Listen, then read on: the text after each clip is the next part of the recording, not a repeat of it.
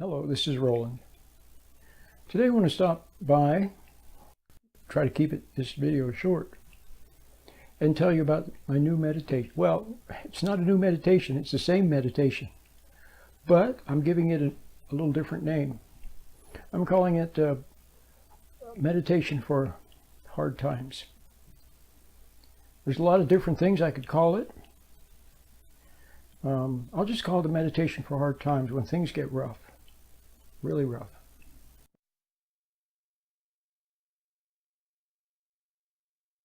You don't need more study. You don't need more answers to questions. Why this and why that? See, what you need is something to help you get out of falling into your thinking. See, the human being was not meant to dwell in daydreams. Okay? Imagination. Thinking about what happened, worrying about what's going to happen, planning and scheming. The human being was not made to live in the false world of the intellect, of the intellect and imagination. The intellect has its purpose, and so does the imagination when used rightly. But what most people do is they fall into it. See, they get upset. People get upset because they react to something on the outside, and then that reaction is already a failing. See, it's already a failing. And so the person hides, doesn't want to see the fact that they failed. They don't want to be aware of the fact that they failed. So they escape into thinking. That's the problem with the whole human race. What you need is to reconnect with your inner ground of good.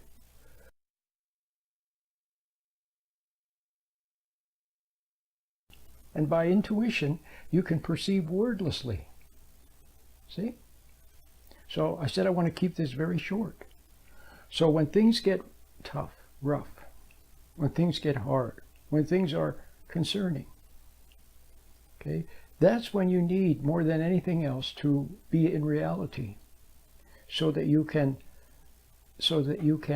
objectively view the situation, make reasonable, rational decisions, remain relatively calm, okay, not overreact, and then you will be able to make good decisions that will be good for you and for others around you.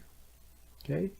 But when people are in the habit of escaping into thoughts, say, into imagination, into worries, doubts, and fears, or into daydreaming, and things like movies and music and video games and even texting and things like that, those are kind of substitutes for they either enhance being lost in thinking and the imagination, and study see also fosters the condition of being lost in thinking, lost in the imagination. And music and drugs and video games and movies and all these things are either substitutes for the imagination, or they help lead you into the imagination. But that's not where you want to be. You don't want to be lost in the imagination. You want to be in reality, where you can make good decisions. Or not worry. It's okay to be concerned. So what you want to do is not worry. See, but you don't know how to face a tough situation without worrying. See, which is getting lost in thinking. But you know where worrying leads.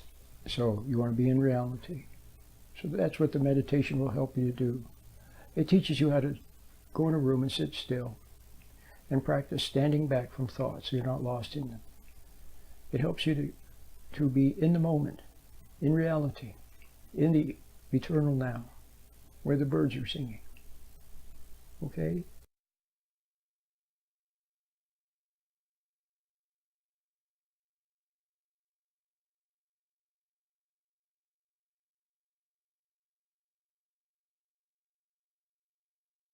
Closer to the inner light. And you're centered. Okay?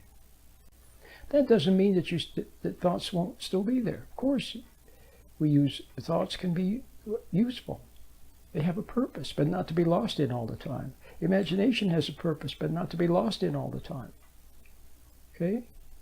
And if you're in reality, then you will realize things, you will see things, you will understand things, and then the thoughts will flow from those realizations.